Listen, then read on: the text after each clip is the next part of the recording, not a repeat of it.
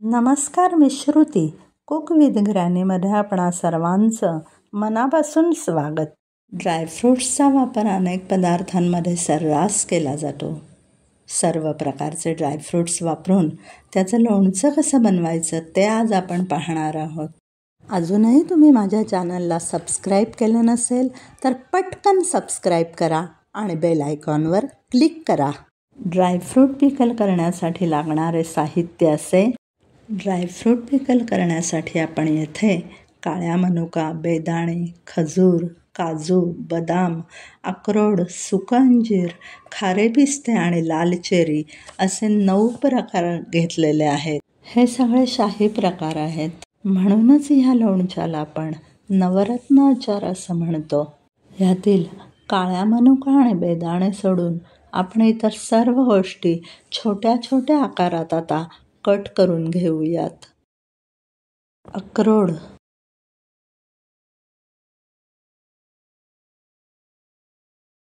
काजू,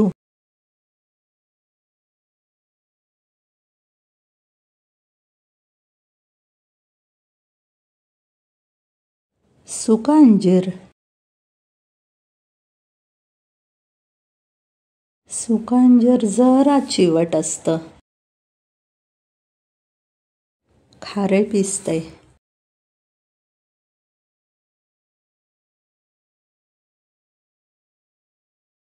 बदाम,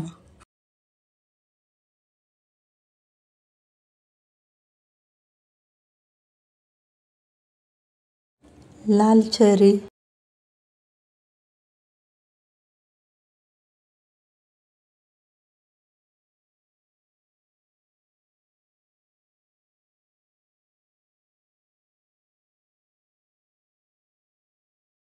खजूर. खजूर पण चिकट असतो.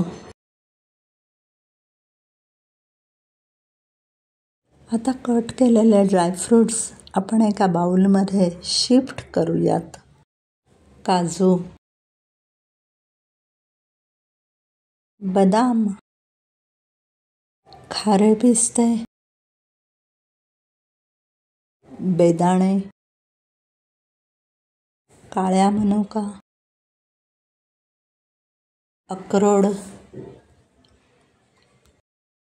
सुकं अंजीर आणि लाल चेरी हे सगळं आपण मिक्स करून घेऊयात. त्यामध्ये अर्धा ग्लास पाणी घालून आपण हे सगळं अर्धा तासासाठी भिजवून ठेवत आहोत. म्हणजे त्यातला कडकपणा निघून जातो. खजूर ऑलरेडी मऊ असतो त्यामुळे तो आपण इथे भिजवला नाही आहे. अर्धा तास झालेला आहे. आपले ड्रायफ्रूट्स व्यवस्थित सोक झालेले आहेत. आता आपण लोणचं करायला सुरुवात करूयात. गॅसवर कढई तापलेली आहे.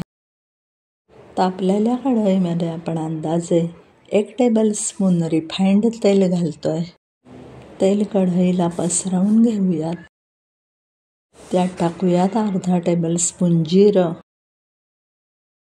जिरं व्यवस्थित तडतडल्यावर लगेचच आपण गॅस बंद करूयात. 1 चिमूट हिंग, 1 चिमूट हळद, 3 टेबलस्पून साखर. आता आपण गॅस पुन्हा ऑन करतोय. साखर छान विरघळवून घेतोय. करता थोडंसं पाणी घालतोय आणि मिनिटभर हलवत राहायचं. साखर विरघळलेली आहे. आता आपण 4 टेबलस्पून गूळ घालतोय. गूळ आपण साखरेमध्ये व्यवस्थित एकजीव करून घेऊयात. गूळ आणि साखरेचं कॉम्बिनेशन लोणच्याला भलतीच टेस्ट आणतं.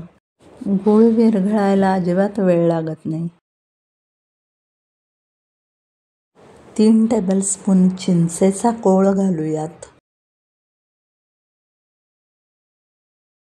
आता खजूर घालतोय.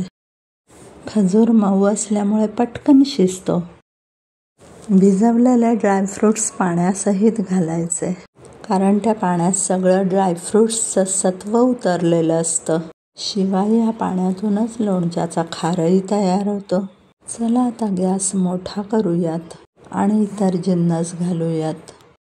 1 चिमूटभर आलं पेस्ट, 1 चिमूटभर काळी मिरी पावडर, अर्धा टेबलस्पून जिरं पावडर. हे सगळं दाटसर खार तयार होईपर्यंत हलवत राहायचं आहे. आता करताना पातळ दिसत असलं तरी घाबरून जायचं अजिबात कारण नाही.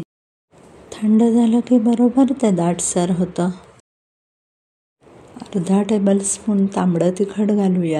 तुम्हाला तिखी चव आवडत असेल तर तुम्ही चिमूटभर वाढवलं तरी चालेल, कारण ड्रायफ्रूट्स तर गोड असतात. शिवाय आपण त्यात थोडा साखर आणि गूळ पण ॲड केलंय, म्हणून थोडी आंबट तिखट चव येण्यासाठी त्यात चिंचेचा कोळ, काळी मिरी पावडर, आलं पेस्ट आणि तांबडं तिखट ॲड केलंय.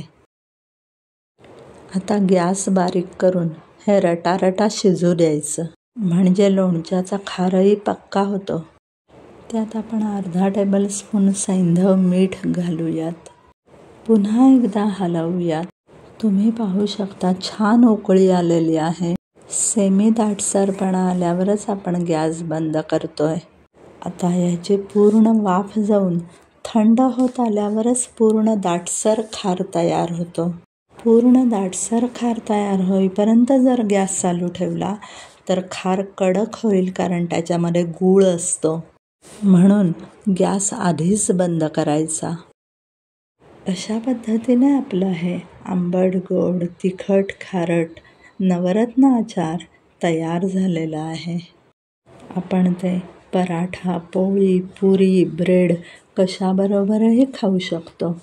हे आगळं वेगळं खट्ट-मिठ्ठ शाही आचार लहान मुलांना सुद्धा खूप आवडेल. जर तुम्हाला मी केलेला आचार आवडला असेल तर ही रेसिपी तुम्ही घरी नक्की करून पहा.